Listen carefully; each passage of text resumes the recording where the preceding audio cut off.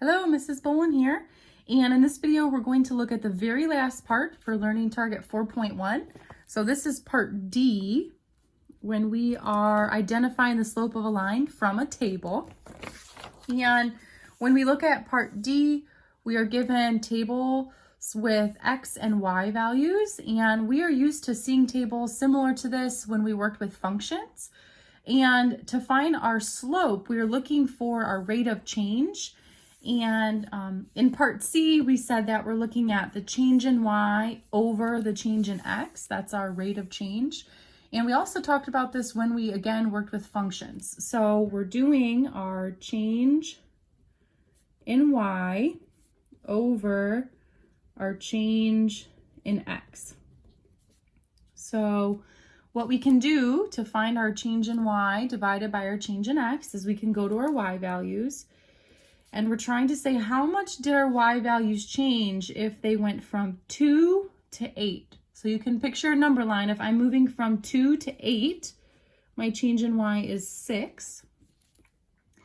And if I'm moving from 4 to 7, in my X values, my change in X is 3. So my change in Y was 6, my change in X was 3, and we can reduce that. 6 over 3 is 2. When we worked with functions, we always said to check more than one because this is a constant slope. So when we check it a second time, when we check our rate of change a second time, we have to get the same rate of change. So when we look at our change in Y, if we were at 8 on a number line and we move to 30, we move forward 22 units. And if we were at 7 and we move to 18, we move forward 11 units. So again, my change in Y was 22 divided by my change in X was 11. 22 divided by 11 is 2.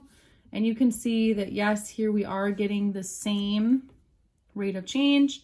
So our slope, M equals 2. That's our final answer. And we did check it twice, so we are pretty confident that our slope is 2. In example 11, we can do the same thing. We're doing our change in Y. If I'm at 0 on a number line and I move to negative 12, I'm going backwards 12 units. So my change in Y is negative 12 over my change in X. If I'm at negative 1 and I move to 2, that's forward 3 units. So negative 12 divided by 3 gives me negative 4. I do want to test it one more time, so I'll test it at another spot in my table. I'm testing it here between my second and third Y value, but you could test it over here between the third and fourth Y value. That would be fine too. If I'm at negative 12 on a number line and I move to negative 20, I move backwards 8 units, so change in Y is negative 8. And then if I'm at 2 on a number line and I move to 4, my change in X there is 2.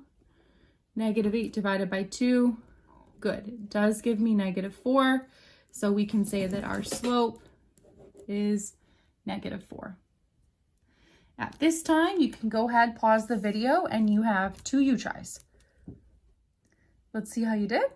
On the first U-try, I got a slope of negative 6. And on the second U-try, I got a slope of 1.